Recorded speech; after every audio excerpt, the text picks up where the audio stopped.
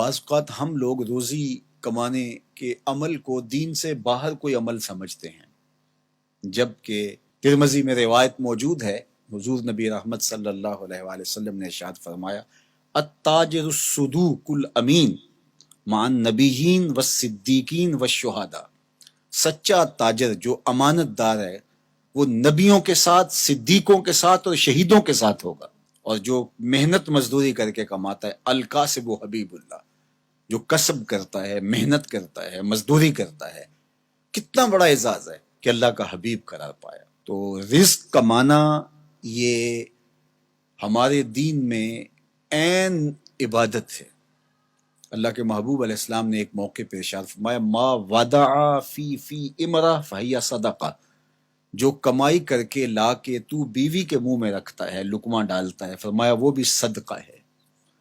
اس کا بھی تجھے صدقے کا ثواب نصیب ہوتا ہے۔ سورہ الجمعہ اٹھائیے، وہاں جب جمعۃ المبارک پڑھنے کی تاکید کی گئی اور کہا کاروبار چھوڑ دو، اور پھر فرمایا جب تم جمعۃ المبارک کی نماز ادا کر لو پھر اللہ کے فضل کو ڈھونڈنے نکلو۔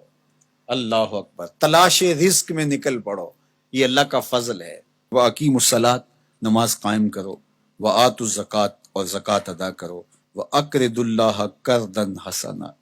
اور اللہ کو قرض حسنہ دو۔ کیا کرم نوازیوں کے رنگ ہیں، خود دے کے اور خود کہتا ہے کہ مجھے قرض دے دو،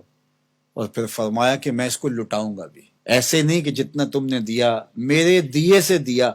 اور پھر میں تمہیں اس کو لٹا دوں گا، کہا دگنا کر کے لٹاؤں گا۔ اللہ اکبر۔ تو یہ اللہ تعالیٰ جل شانہ بندوں کا امتحان لیتا ہے، مال دے کر کے بھی امتحان لیتا ہے اور مال سے محروم کر کے بھی اللہ بندوں کا امتحان لیتا ہے۔ کامیاب ہونے والے جب محرومی مال ہوتی ہے پھر بھی کامیاب ہوتے ہیں، اور اللہ کے بندے جب ان کو دولت دی جاتی ہے تو اس میں بھی وہ کامیاب ہوتے ہیں، اور جو ناکام لوگ ہوتے ہیں وہ کسی حالت کے اندر بھی خوش نہیں ہوتے۔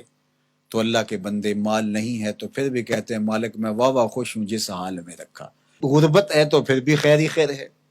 اور اگر اللہ نے دولت عطا کر دی ہے، آزمائش میں ڈال دی ہے،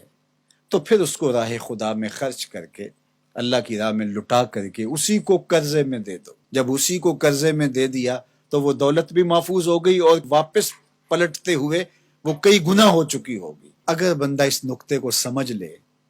تو کبھی بھی وہ راہ خدا میں دیتے ہوئے پریشان نہیں ہوگا